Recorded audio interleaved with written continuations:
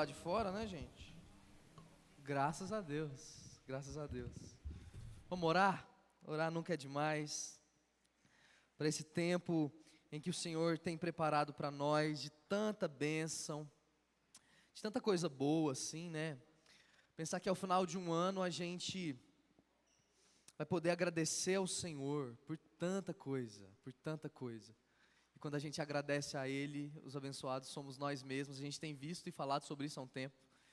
E eu quero pensar mais um pouco sobre isso com você essa noite. Então nós vamos orar. E a gente vai lembrar o nosso próprio coração de ficar em paz.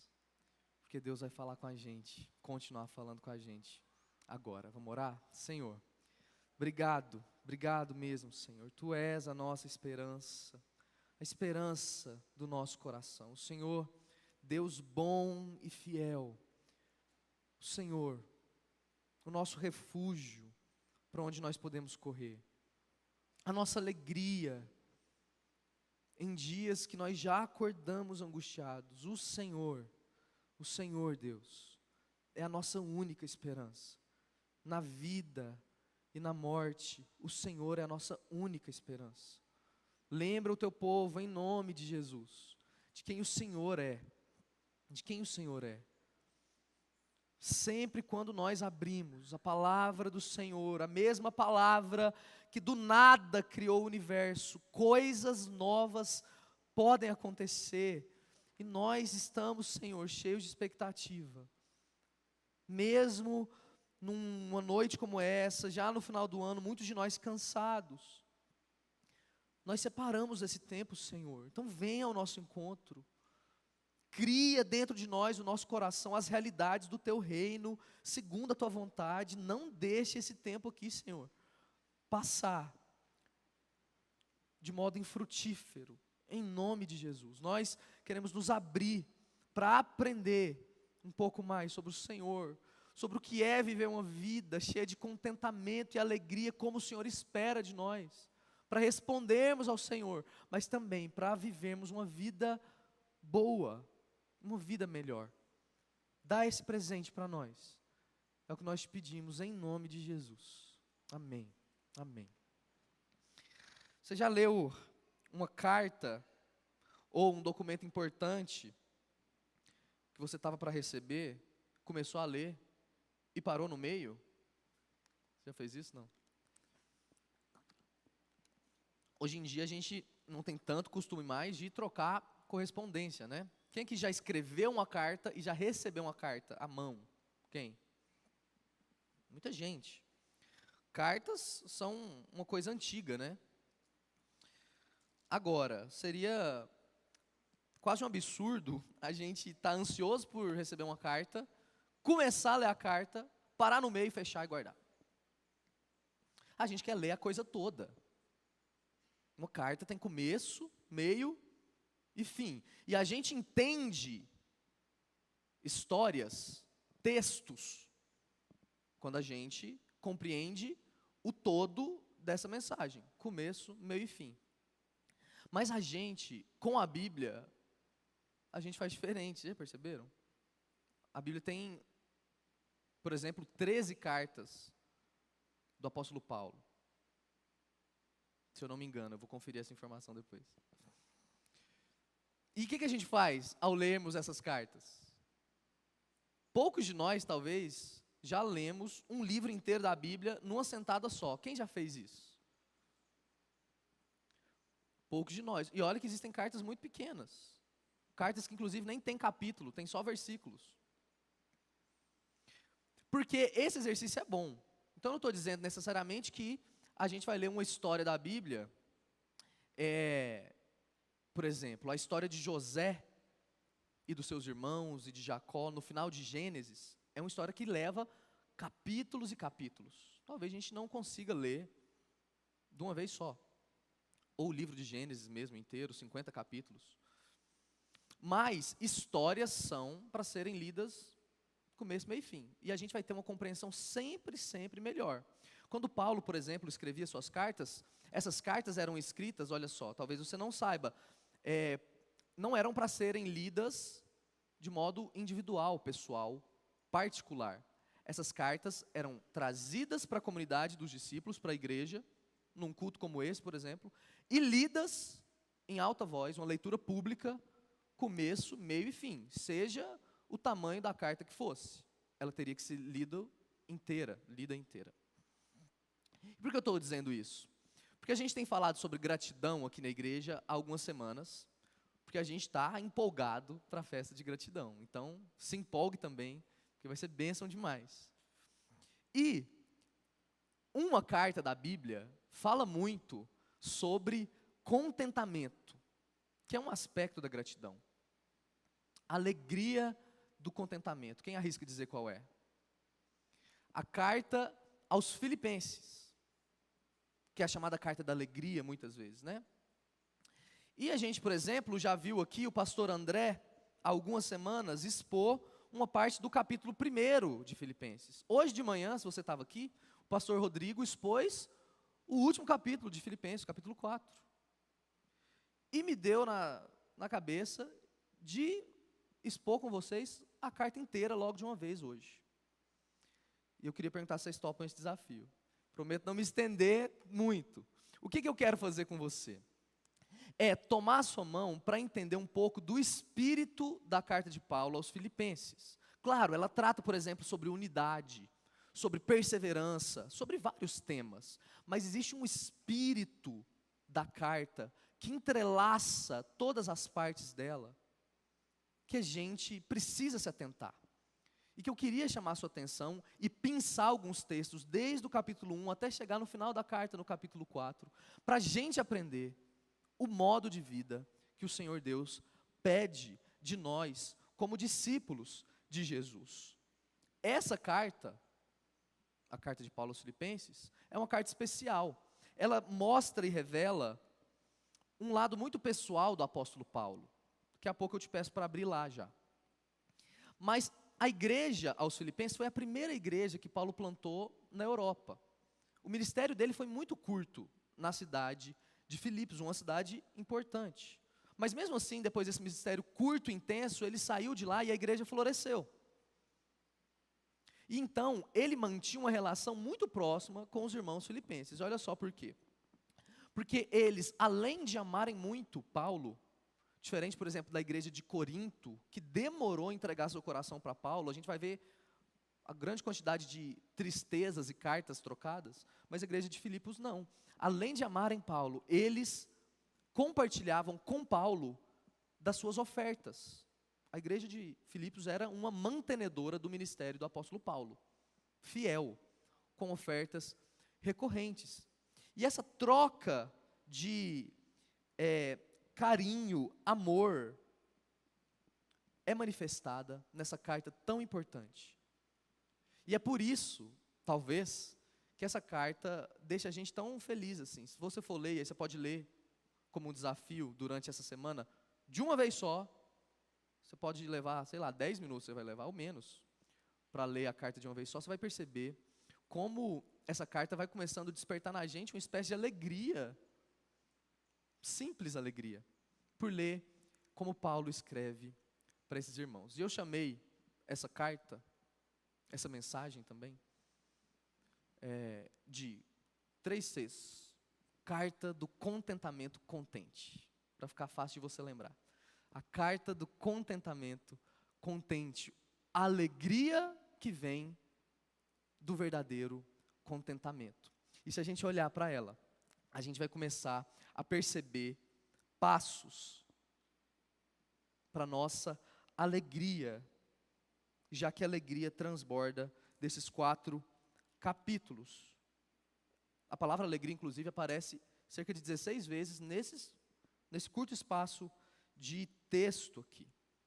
Então vamos pensar um pouco sobre isso, sobre contentamento. Ou seja, contentamento, essa raiz tem várias palavras. Contente, ou algo está feito a contento. O que significa de modo geral tudo isso? É que algo está como deveria estar. Então quando a gente experimenta contentamento, a gente experimenta de algo que para nós é testemunhado no nosso coração, que está do jeito que deveria estar, que é suficiente. Contentamento, satisfação são palavras correlatas. E essa carta vai falar muito sobre isso. Como nós deveríamos estar. Vamos junto com Paulo e com essa carta do contentamento contente, experimentar e perceber, como se fosse uma leitura na época, como essa carta seria lida e exposta no primeiro século, tá bom? Vamos abrir lá, Filipenses capítulo 1. E aí, essa noite você vai ter que ficar atento, tá bom? Quem está lá em cima passando no projetor? PC? Não, eu não enxergo direito. É? Vamos lá, atenção aí então, o pessoal aí de cima, porque vai ter muito texto. Fica com a Bíblia aberta, ok? Para a gente ter essa visão abrangente do fluxo do argumento de Paulo, para a gente entender o nosso coração, como ser contente. Eu quero pular, claro, aí tem a saudação e toda carta é assim, como até hoje. Tem uma saudação, quem está escrevendo, nessa época sempre tinha uma oração ou um louvor de gratidão, tipo uma boas-vindas assim, o desenvolvimento da carta, uma finalização, o final, a conclusão dela, então algumas recomendações. Sempre acontece isso. Faz isso, alguém vai levar, recebe tal pessoa e tal. As cartas são assim. Então, a carta de Filipenses começa dizendo: Paulo e Timóteo, servos de Jesus, a todos os santos em Cristo Jesus, que estão em Filipos, com os bispos e diáconos, a vocês, graça e paz da parte de Deus, nosso Pai, do Senhor Jesus. Agora, o versículo 6 diz o seguinte, olha só. Eu estou convencido, diz Paulo, de que aquele que começou a boa obra em vocês vai completá-la até o dia de Cristo Jesus. Essa é a primeira coisa. Paulo está dizendo, Deus começou alguma coisa em vocês, em nós. Ele começou uma obra boa, mas ele não só começou, ele vai completar o que ele começou a fazer. E na vida com Deus, meus irmãos, e faça esse exercício o tempo inteiro, de se colocar no texto. Imagina que você estivesse recebendo essa carta. A gente sabe que Deus começou coisas em nós. A gente percebe isso pela Escritura, mas na nossa própria vida, na nossa família.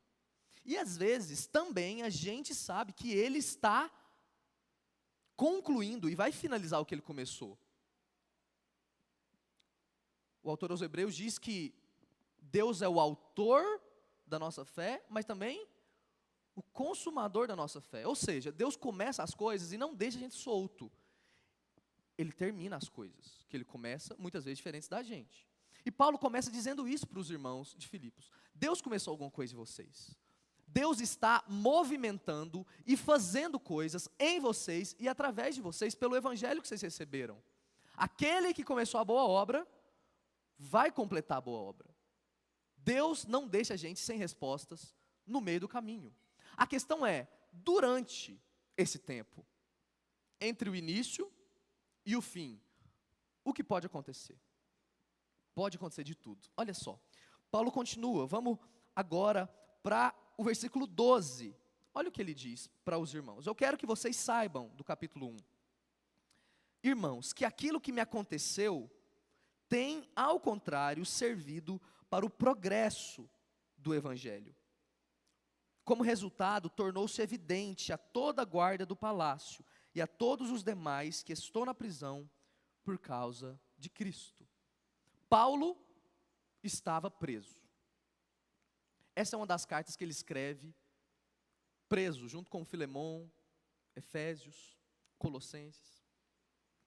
As cartas da prisão, provavelmente quando ele estava no final da sua vida já. Ele está dizendo para esses irmãos que, entre Deus começar a sua boa obra e terminar a boa obra, a gente pode ser preso, talvez. A vida, talvez, não vá do jeito que a gente espera. E a Bíblia, meus irmãos, nunca fecha os olhos para a realidade tão cruel de um mundo quebrado por causa do pecado. A Bíblia não promete coisas ilusórias, inclusive nem para aqueles que estão em Cristo, como Paulo, apóstolo do Senhor. Mas ele diz que, ainda que ele estivesse preso, isso cooperou para uma boa coisa. para um avanço do Evangelho. Existem, meus irmãos, situações na nossa vida, entre a boa obra que começou e como Deus vai concluir, situações que desafiam o nosso espírito de contentamento e gratidão. Ou o melhor cenário para Paulo era estar preso? Não era. Mas como Paulo encara, mesmo estando preso, sofrendo por Cristo, a realidade da sua prisão? Ele começa a dar pistas para nós. Ele diz, ainda assim, nos momentos de dificuldade da gente, da nossa vida, tão cruéis, Deus está se movendo. Deus está agindo. Deus está cooperando para o bem daqueles que o amam. E isso dá alegria para nós. Olha o versículo 14. Os irmãos, em sua maioria, motivados no Senhor pela minha prisão, estão anunciando a palavra com maior determinação e destemor. Então, no final do versículo 18, ele diz, de fato, continuarei a me alegrar. Tem alegria para todo lado na carta, depois você presta atenção. Mesmo com a minha prisão, Paulo diz, eu vou me alegrar. Então a pergunta para nós é, o que pode estar comprometendo hoje, desafiando hoje, o nosso espírito de contentamento? Para você, na sua casa, nos seus projetos, naquilo que você sonha. Para Paulo era uma prisão. O que é tão desafiador para nós? E o pastor André pegou nesse texto, nesses versículos. E ele diz como a gente pode, com Cristo, enxergar o lado bom da vida. E escolher, perceber Deus movendo, terminando a boa obra. Nos momentos mais desafiadores da nossa vida, onde a gente não está, muitas vezes, contente, ou cheios de contentamento, por situações desafiadoras que nós vivemos. O que é, meus irmãos, que desafia o nosso coração a ser grato? Com qual olhar a gente tem olhado para aquilo que falta para a gente?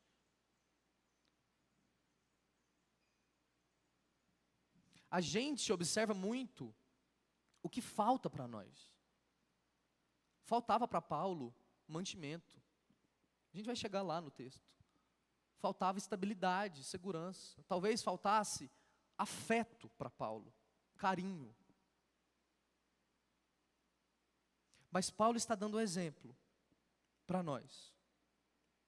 E ele vai dizer isso de um modo muito bonito nos versículos 20 e 21, de como encarar essa realidade, muitas vezes quebrada. Ele diz, no final do versículo 20, também agora, Cristo será engrandecido no meu corpo, quer pela vida, quer pela morte. Versículo 21, porque para mim o viver é Cristo e o morrer é lucro.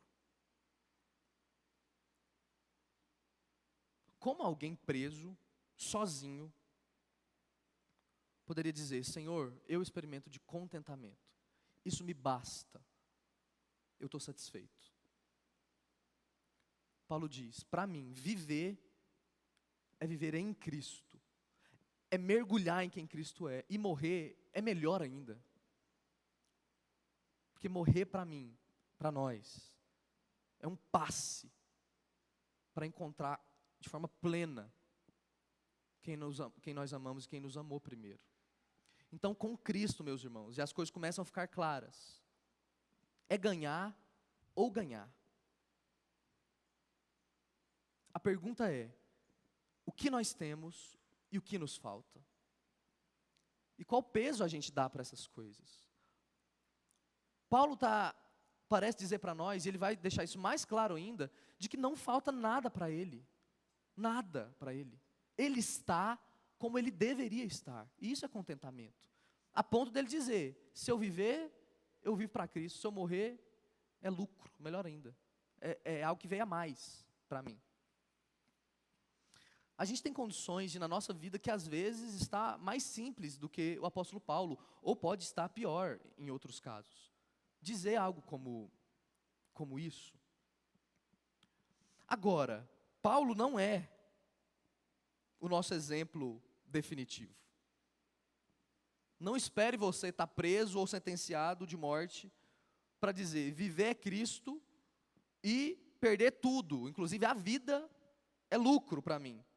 Porque tem mais. Se o texto continua no capítulo 2, a gente vai ver um exemplo ainda maior. Olha o versículo 5, quando Paulo está falando sobre o tema da unidade. Ele lembra a gente sobre o que Cristo fez quando Cristo estava na sua prisão, ou no seu momento de falta, de necessidade. No caso de Paulo, a prisão. Mas no caso de Cristo, ele diz o seguinte, capítulo 2, versículo 5. Seja então a atitude de vocês a mesma de Cristo Jesus. Não a mesma minha atitude. Ele diz, versículo 6, que embora sendo Deus, não considerou que o ser igual a Deus era algo a que Cristo devia se apegar. E aqui a gente tem um aspecto importante. Esse termo apegar, apegar-se, nos faz lembrar daquilo que é a insatisfação, o contrário do contentamento e da satisfação. Então o que Paulo está dizendo nesse cântico sobre Cristo e como Cristo se humilhou em nosso favor? Ele está dizendo, Deus, em Jesus, envia uma solução para os nossos problemas de necessidade. Agora, Jesus é Deus e era Deus, mas ele não considerou algo legítimo, ou seja, ser Deus, algo que ele deveria se apegar. E a gente vive o tempo inteiro, meus irmãos, se apegando de coisas. E isso é o espírito da insatisfação. É procurar coisas para além de nós, para trazer para nós. É se apegar, é guardar as coisas com muita força. E Paulo está dizendo, o próprio Jesus, que deu sentido para a vida de vocês, igreja de Filipos, igreja luz, não considerou algo bom para ele, algo que ele deveria se apegar. E virou um servo, é o que o versículo 7 diz, mas esvaziou a si mesmo, vindo a ser um servo. Servo serve. Então, o contrário de contentamento é consumir, ou consumismo. Não só nesse aspecto mercadológico, assim, de produtos e serviços a gente consome, né, como uma sociedade capitalista, mas no sentido mais básico da palavra. Contentamento é, isso me é suficiente. E consumismo é, eu vou pegar as coisas e queimar elas, para ver se eu tenho alegria. Consumir essas coisas. E Jesus diz, Paulo diz em relação a Jesus, que Jesus não considerou que algo que ele poderia tomar, ele não se apegou, como algo que ele precisava para a sua própria alegria. Percebe então na nossa vida diária, como que o tempo inteiro a gente, diferente de Jesus, a gente está querendo se apegar às coisas. A gente vive em relação a Deus pela falta. E não por aquilo que a gente tem. A gente media as nossas relações, meus irmãos, pela falta. E não pelo ter. E a Bíblia nos chama para ajustar esse espírito no nosso coração. Esse coração inconformado, insatisfeito, é um coração com braços. Imagina isso, alguém que não tem contentamento, é um coração que está tentando pegar as coisas o tempo inteiro. E isso é cansativo demais. Porque a gente acha que a nossa alegria, ou seja, nosso contentamento, de onde vem a palavra também, estar contente, a nossa alegria, que Paulo coloca o tempo inteiro aqui, nessa carta, vem da gente pegar coisas e se apegar com toda a força. Mas o que Deus está dizendo para nós essa noite é que em Jesus a gente tem um modelo de não se apegar às coisas, mas virar servos. Então nosso coração com braços para pegar coisas deve virar um coração com braços para agradecer, para abrir a mão, para dar inclusive, doar. E assim o nosso coração vai entrando no lugar. E o que isso faz acontecer? no versículo 15, na verdade, versículo 13 e 14, a gente vai perceber os impactos desse coração parecido com o coração de Jesus. Ele diz, capítulo 2, versículo 3, pois é Deus quem efetua em vocês, tanto querer quanto realizar, de acordo com a sua boa vontade. É Deus quem em nós produz dentro de nós o desejo, o querer, e ninguém quer algo se não falta. Mas Deus produz, é o que Paulo está dizendo, o querer correto, o desejo adequado. Mas não só o desejo, mas o realizar o desejo também. É Ele quem produz em nós, de acordo com a sua boa vontade. E as coisas começam a se encaixar. Porque a gente começa então, se a gente entende o Espírito de Cristo, que não se apegou ao fato de ser Deus, mas se humilhou, para a nossa salvação, a gente começa a entender e ser transformado dos nossos próprios desejos acerca daquilo que nos falta. Será que o que a gente pede para Deus é aquilo que a gente precisa de verdade? Aquilo que a gente precisa de verdade? O texto está dizendo, Deus vai efetuar em vocês, igreja, tanto desejo, quanto realizar esse desejo, mas é segundo a sua vontade. E o que Deus quer é que a gente tenha vontades como as dele. Porque se isso acontecer, meu irmão, você vai orar qualquer coisa e Ele vai te dar tudo o que você pedir. Mas qual é o desejo do nosso coração? É um desejo de alguém que acha que está faltando o tempo inteiro? Ou daqueles que já entenderam que a gente tem tudo o que a gente precisa? Que a gente tem um pai. O texto continua, versículo 14 do capítulo 2. Então, façam tudo sem queixas, nem discussões, para que vocês venham a se tornar puros e irrepreensíveis, filhos de Deus, inculpáveis, no meio de uma geração corrompida e depravada, na qual vocês vão brilhar como estrelas no universo. Olha só o que o texto está dizendo.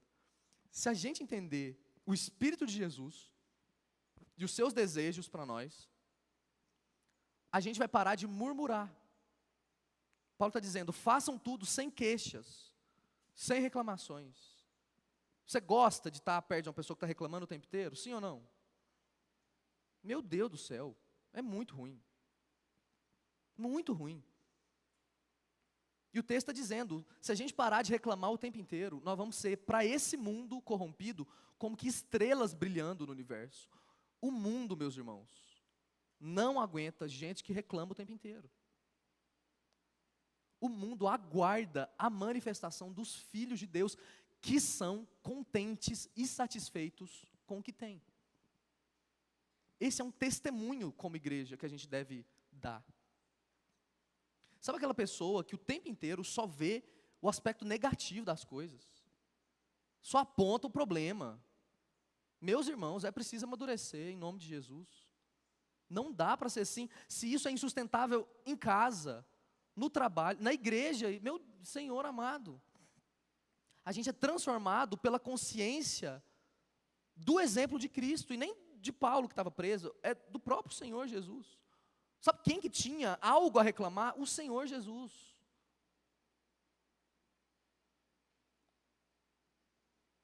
Na igreja do Senhor Jesus, quem aponta o problema é responsável pela solução, você sabia? É assim que nós vivemos. E é um prazer fazer isso. Então, essa é outra lição, à medida que a gente avança pela carta, olhando com essa lente da alegria e do contentamento. Dá para parar de murmurar.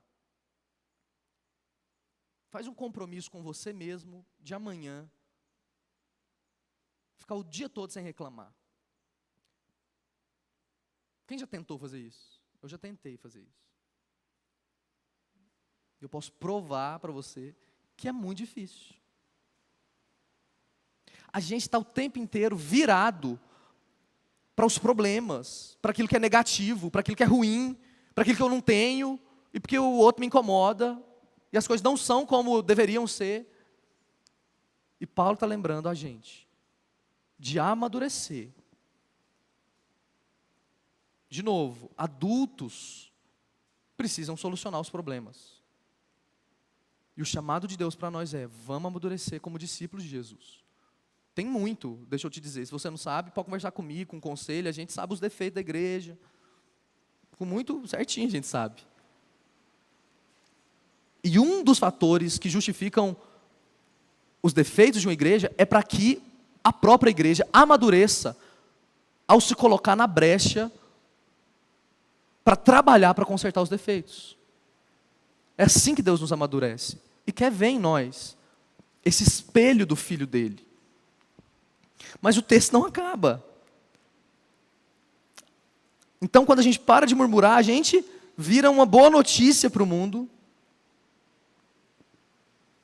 A gente evita outros pecados, porque a murmuração abre espaço para muitos pecados. Muitos pecados. A gente fica triste, angustiado, a gente fala mal do outro, a gente fofoca, a gente guarda raiva de outras pessoas. Quando a gente passa por esse processo de entender quem nós somos em Jesus, a gente começa a ter uma percepção melhor sobre quem o nosso Pai é.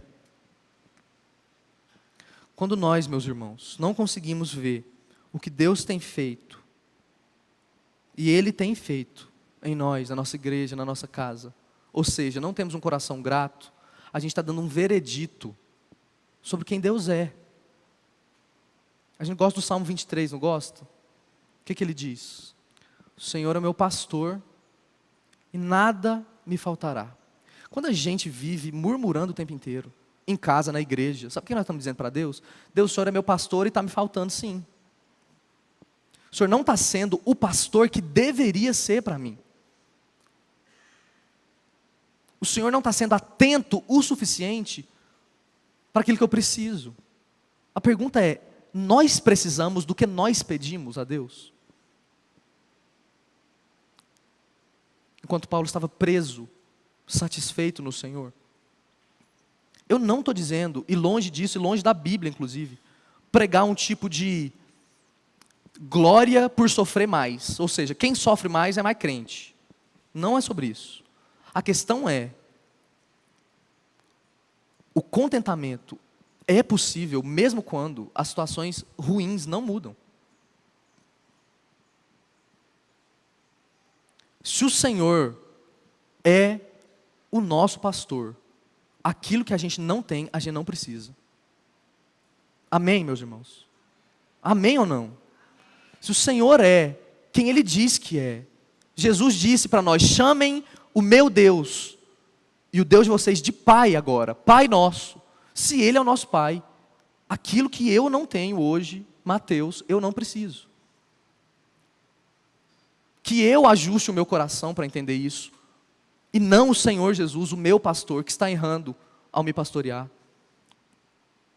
A gente precisa cultivar um coração alegre e que abençoa as pessoas, que engrandece o outro, que elogia e honra as pessoas, ao invés de um coração virado para si, que murmura e que reclama o tempo inteiro. Um exemplo disso, se você ver no final do capítulo 2, é a vida de Timóteo e Epafrodito. Olha aí para a sua Bíblia. 2 personagens muito importantes para essa igreja. Timóteo, que inclusive é o autor junto com Paulo dessa carta, ou envia a carta junto com Paulo, é alguém muito especial para esse povo. E Paulo diz no versículo 20, que não tem ninguém que, como Timóteo, tenha interesse sincero pelo bem-estar dos filipenses. Timóteo quer o bem. Então falar sobre contentamento não é falar, como eu disse, sobre a gente experimentar coisa ruim o tempo inteiro. Timóteo queria o bem-estar. Mas mesmo assim, é possível entender que Deus demanda de nós um coração que está contente, seja qual for a situação. Epafrodito é um outro exemplo disso. Epafrodito, um irmão querido, e Paulo vai dizer aqui, se você for ler, que ele teve uma doença quase mortal, quase morreu, era um amigo próximo de Paulo, amigo da igreja dos filipenses, e Paulo diz que pela misericórdia Deus o trouxe de volta com saúde. E Paulo enviaria Epafrodito de volta para que eles ficassem alegres, satisfeitos. Às vezes, inclusive, o que a gente precisa, gente, não é de coisa não, é de gente. O que falta para completar a nossa angústia é pessoa. Não é dinheiro, carro. Paulo está enviando uma pessoa. Essa é a melhor oferta de Paulo para aquela igreja. E então a gente vai poder dizer: alegre, se alegre meu coração. Capítulo 3, versículo 1. Finalmente, meus irmãos, então, se alegrem no Senhor. Mas como? E Paulo vai falar um pouco sobre como isso pode ser possível. Ele diz, na parte B do versículo 3 do capítulo 3, ele diz: eu não me glorio na carne, mas em Cristo Jesus, embora eu mesmo tivesse razões para ter tal confiança. E ele vai dizer, socialmente, religiosamente, Paulo tinha um status importante. Nascido de Israel, os versículos 5, 6 vão dizer, da tribo de Benjamim, verdadeiro hebreu, quanto à lei, fariseu, ou seja, cumpria tudo. Com zelo, ele perseguia a igreja antes. Quanto à justiça que há na lei, irrepreensível, Paulo está dizendo. Eu tinha tudo. Mas aí o versículo 7 vai dizer, mas o que para mim era lucro, eu passei a considerar como perda, por causa de Cristo. Aí está doido. Ele tinha tudo. Um ambiente de satisfação, quando não conhecia Cristo, de estabilidade. E agora, com Cristo, ele está na prisão. E ele vai dizer, o que ele fez? Ele disse, eu considero o que para mim era lucro, como perda, para conhecer Jesus. E a gente chega na grande resposta do contentamento cristão. É conhecer a Cristo. É mergulhar com profundidade em quem esse homem é. Esse homem que não se apegou o ser igual a Deus. Paulo diz, o que para mim era lucro, passei a considerar como perda por causa de Cristo. E o que nós muitas vezes fazemos, meus irmãos? O contrário. A gente considera Cristo como perda para tentar ganhar algum lucro. Paulo considerava o que era lucro, as suas credenciais, talvez o seu dinheiro. Pense em você, em nós. Aquilo que nós temos, construímos, ou queremos construir. O nosso nome, status, carreira. Paulo tinha isso na sua realidade, e ele diz, isso eu considerei como perda, o que era lucro para mim, para ganhar Cristo. E a gente está considerando Cristo como perda, para tentar ter algum lucro, num mundo de insatisfação. Sabe qual é o resultado disso? Insatisfação. Você vai ser insatisfeito, enquanto você não considerar tudo que você tem, que pode te dar uma sensação de contentamento, como perda, para alcançar Cristo. O seu filho e filha, meu irmão e minha irmã, se você não cuidar, para não colocar no seu filho, mesmo que subjetivamente, a ideia de que ele tem que ser criado para alcançar coisas grandes demais, dinheiro, carreira, você vai estar ensinando ele a considerar Cristo como perda para ganhar lucro. E não considerar tudo que a gente pode ganhar, que pode ser lucro para nós, como perda, desprezado. Paulo vai dizer nos outros versículos, como esterco, literalmente, e a palavra no original é muito mais grave. Em face daquilo que é conhecer a verdadeira satisfação. Conhecer Cristo. E isso ele continua dizendo de um modo muito, muito belo. O que vai nos satisfazer, trazer um contentamento feliz, é conhecer a Cristo. Olha o versículo 10, que coisa mais linda. Quero conhecer a Cristo, o poder da sua ressurreição, a participação em seu sofrimento, se for necessário, tornando-me como ele em sua morte, para de alguma forma alcançar a ressurreição dentre os mortos. Ele tinha dito que o viver é Cristo, morrer era lucro. Esse é o legado que a gente deve deixar para as próximas gerações. Mas como que isso vai acontecer se a gente não experimenta isso? Já agora. Mas, de novo, eu quero chamar a sua atenção. A Bíblia não é um conto de fadas. Ela é escrita no chão da vida. Olha o versículo 12. Paulo vai dizer, capítulo 3, versículo 12. Não que eu já tenha obtido isso, então. Ou tenha sido aperfeiçoado nesse tipo de coração que rejeita tudo e que só quer Cristo. Mas eu prossigo para alcançá-lo. Pois é para isso que eu fui alcançado por Cristo Jesus. Muitas vezes nós não vamos alcançar esse tipo de coração. Talvez mais em um período da vida, menos em outro. Mas Paulo está dizendo para a gente. Sabe como que vocês vão ser fiéis a Deus? Mesmo não tendo alcançado, eu vou prosseguir para alcançar. Você sabe por quê? Porque eu fui alcançado por Cristo justamente para insistir em alcançá-lo. Talvez a gente não encontre Cristo como a gente deveria encontrar agora. Mas a marca do verdadeiro discípulo de Jesus é que ele não vai desistir. É a mesma caminhada, longa direção, e é para sempre. Por que pessoas como, por exemplo, o rei Davi, são chamados de pessoas homem segundo o coração de Deus? Ou Davi era perfeito? Vocês não viram tanto de pecado? Por que, meus irmãos, que Deus o chama de homem segundo o seu coração? Um homem que ele olha e fala, homens deveriam ser assim, justamente porque mesmo pecando, Davi insistia em voltar ao Senhor. Jó reclamou com Deus o tempo inteiro no seu sofrimento. Nós estamos falando sobre isso, ser contente. Como que a gente olha para Deus e fala, Senhor, eu tenho contentamento perdendo a família, os filhos, com doença, com bens. E Deus, no final da história de Jó, o recebe de forma agradável. Por quê? Porque Deus briga, mas Jó briga, mas briga com Deus. Jó fala, mas fala com Deus. O contentamento é algo difícil de viver muitas vezes.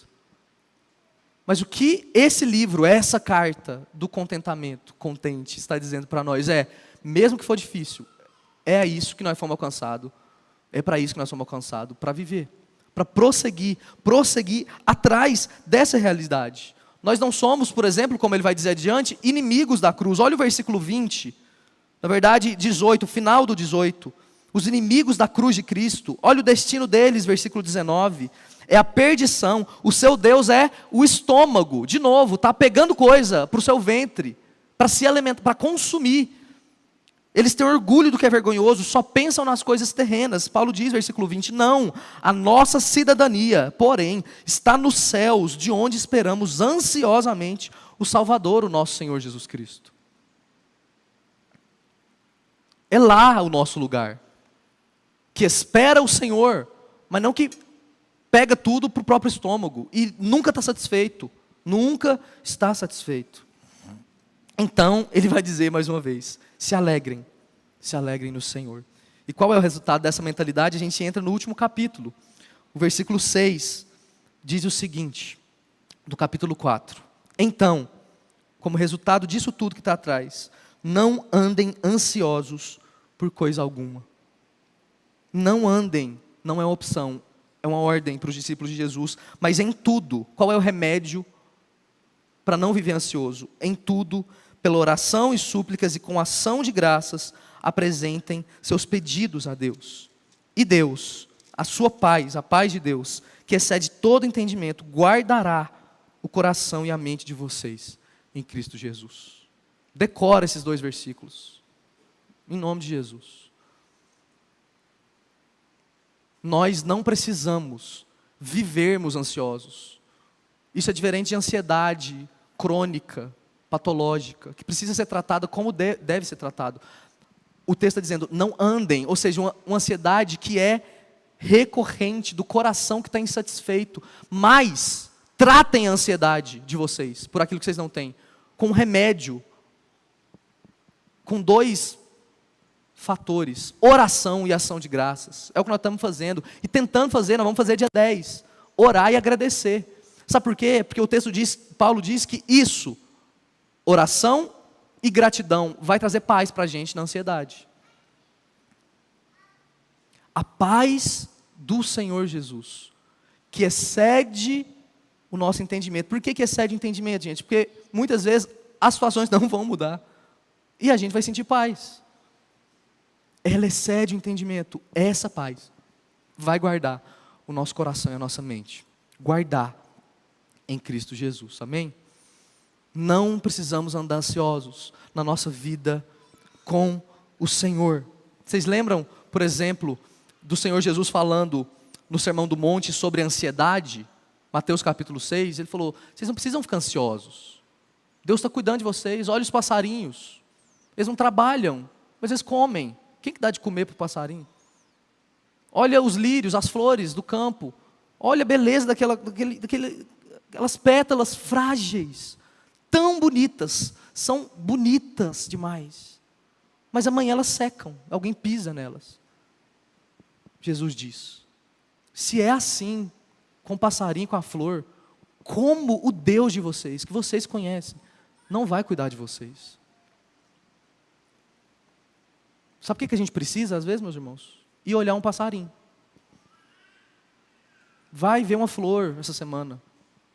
Vai ser ensinado pela criação de que Deus não deixa as coisas como elas não deveriam estar. Deus cuida das coisas. Ele cuida de nós. E a gente pode ter uma vida de satisfação no Senhor. O Deus que cuida de pássaros, de flores, mas que deu a vida por você. Deu a vida por você. E aí a gente vai ter o nosso coração e mente guardados. E aí a gente chega no fim da carta. Qual que é o resumo? Versículos 11 do capítulo 4, final do 11, 12 e 13. Paulo vai dizer esse texto famoso. Então eu aprendi, depois disso tudo, a me adaptar a toda e qualquer circunstância. Sei o que é passar necessidade, sei o que é ter fartura. Ele diz, eu aprendi o segredo de viver contente em toda e qualquer situação, seja bem alimentado, seja com fome, tendo muito, ou passando necessidade. Versículo 13, tudo posso naquele que me fortalece. Nós podemos tudo. Em quem, gente? Nas nossas expectativas? Na força do nosso trabalho, para tentar ter uma vida mais contente? Ter contentamento? A gente produz contentamento como discípulo de Jesus? Não. A gente recebe o contentamento, porque a gente pode tudo naquele que nos fortalece. Mas tudo é o que, gente? Tudo é tudo. E geralmente a gente coloca esse versículo numa plaquinha na casa da gente para dizer o seguinte: eu posso tudo naquele que me fortalece. Então eu vou ter uma vida boa, salário bom, meus filhos são bonitinhos e bem educados. Paulo está fazendo uso desse versículo totalmente ao contrário. Ele está dizendo, no Senhor Deus, eu posso tudo porque Ele me fortalece, inclusive passar fome, ter necessidade, não ter o que comer, não ter abrigo, não ter amizade. Tudo eu posso, porque Ele me fortalece. Crente sabe sofrer direito. Crente sabe ser feliz direito. Porque a gente mergulhou, a gente deveria ter mergulhado em conhecer o Deus que nos traz toda a provisão, toda a alegria. Esse é o segredo.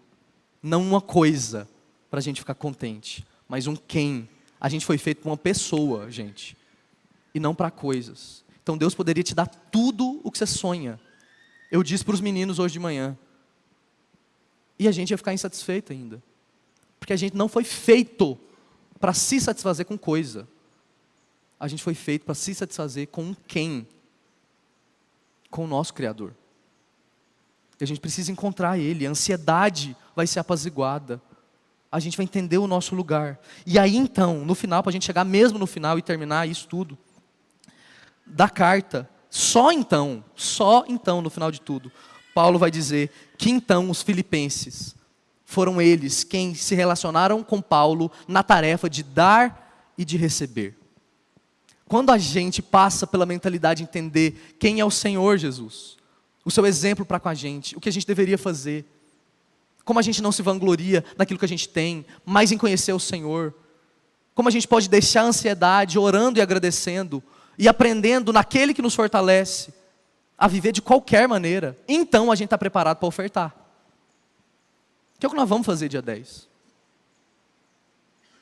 Qual é o nosso coração? A igreja dos filipenses ofertou na vida de Paulo, ele precisava. Mas por que eles ofertaram? Porque Paulo precisava de alguma coisa? A gente leu a carta inteira. Ele estava satisfeito, Paulo. E ele diz, não por mim, mas pela bênção de vocês, vocês ofertaram na minha vida. E foram abençoados. E eu agora estou feliz por isso. Porque eu troquei virtude com vocês. Eu dei e vocês receberam. Vocês me deram e eu recebi. E nós estamos contentes, cheios de contentamento, naquele que nos fortalece. E isso foi uma oferta que agradou o Senhor, versículo 18, parte B. O que vocês fizeram, Paulo diz, são uma oferta de aroma suave, um sacrifício aceitável e agradável a Deus. E ele encerra, então, no versículo 19, dizendo, o meu Deus, então, Filipenses, Igreja Luz, suprirá todas as necessidades de vocês, de acordo com a sua gloriosa riqueza em Cristo Jesus. Mas Ele vai fazer isso porque a gente tem falta de alguma coisa, meus irmãos? Se o Senhor é o nosso pastor, a gente não tem falta de nada. E quando o nosso coração entrar no lugar, a gente vai começar a dar a Ele a glória e encerrar uma carta da nossa vida, inclusive. Não mais pensando que falta coisa para nós, mas entendendo que a gente já tem tudo. E é isso que a gente deveria fazer. Isso que a gente deveria fazer. Lidar com o nosso coração, prontos, e pedindo a Deus, não porque nos falta, mas porque a gente já tem tudo. E agora o nosso coração está satisfeito no Senhor. Contentamento é uma satisfação na boa vontade do nosso Senhor. O que Ele tem para você nessa estação da sua vida, é o que Ele tem para você nessa estação da sua vida. Abrace isso. Seja contente ao Senhor. Existe uma canção de um grupo chamado Os Arrais que tem uma frase que diz o seguinte: Senhor, uma oração, me dê os bens que de imediato eu possa abandonar. Me dê o que eu imediatamente possa abandonar, porque eu não preciso de nada. O Senhor já tem me dado tudo. A gente pode fazer essa oração, meus irmãos? A gente tem condições de receber de Deus coisas que a gente poderia entregar para Deus, mesmo que seja tão dolorosamente um filho. Deus tem nos dado o que a gente precisa. E a gente pode devolver a Ele tudo que Ele pedir de nós, porque nada nos falta. Hoje, o que você tem de verdade? Hoje, o que te falta de verdade? Vamos orar? Senhor Jesus, ó Senhor, nosso amado Salvador, nosso amigo fiel, o nosso bom companheiro, provedor das nossas dispensas, sarador da nossa alma, Cristo Jesus, o amado das nossas almas, o Deus que se entregou por nós. Que essa carta seja a carta da nossa vida durante esses dias. O Senhor é um Deus que tem dado para nós. E nós queremos, Senhor, nos arrepender como igreja, de olhar para o nosso pastor, como um pastor que tem sido descuidado de nós. Que não tem dado para nós aquilo que a gente precisa para viver. Nós queremos, Senhor, experimentar de contentamento, mas um contentamento contente, feliz, e não triste, que ignora as coisas. Não, Senhor, a gente quer ver as coisas como elas são, mas porque temos um coração transformado por Ti, que tem prazer no Senhor. Descansarmos em Ti. Nós queremos poder dizer, Senhor, junto com o nosso irmão Paulo, de que a gente quer considerar o que é lucro para a gente como perda, se for preciso. A gente quer poder sacrificar no teu altar aquilo que vale muito para nós. Se para isso for necessário te conhecer e mergulhar no teu coração. O Senhor é a nossa vida. Nós dizemos com a tua palavra, a tua graça é melhor do que a vida. Então tudo para nós, Senhor, pode ser dispensável, se nós pudermos te conhecer, prosseguir em te conhecer. Então tira a ansiedade do nosso coração acerca do futuro, das famílias aqui, responsáveis por manterem suas casas, dos pais criarem os seus filhos, da nossa igreja, que tem passado por um momento de provação da nossa fé no Senhor, que a gente seja todo mundo aprovado nesse teste, em nome de Jesus. Que o nosso contentamento seja o Senhor, e não aquilo que a gente colocou aqui dentro desse auditório, Senhor. Ou que eu coloquei dentro do meu coração, eu, Mateus. Que para mim seja dispensável, Senhor, dispensável. Que tudo aquilo que o Senhor tem dado para nós, a gente use para a tua glória. Que o contentamento, o prazer, a satisfação, a alegria da tua vontade em nós prevaleça, Senhor. A gente quer receber do Senhor o que for. O que for. A gente quer poder dizer, tudo nós podemos, se o Senhor nos fortalecer. Tudo nós podemos, Senhor.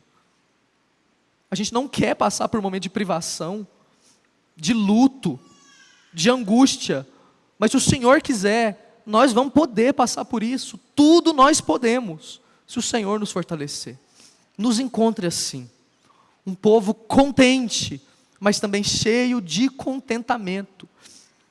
Que na nossa festa de gratidão, elevando ao Senhor o nosso coração, reconhecendo quem o Senhor é para nós, o Senhor encontra o nosso espírito desse jeito, que a gente seja generoso, Senhor, porque o Senhor tem dado para nós, e o Senhor vai continuar dando.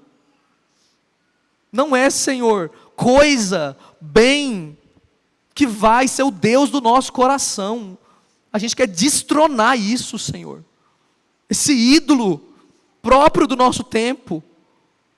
Nós queremos amaldiçoar a idolatria de perseguir para nós aquilo que é contrário e que concorre com o Senhor como a nossa única satisfação. Dá isso para o teu povo. Dá isso para nós como um presente do Senhor. Mais um de tantos e tantos presentes que o Senhor tem dado para nós. Nós queremos ser satisfeitos no Senhor, em nome de Jesus.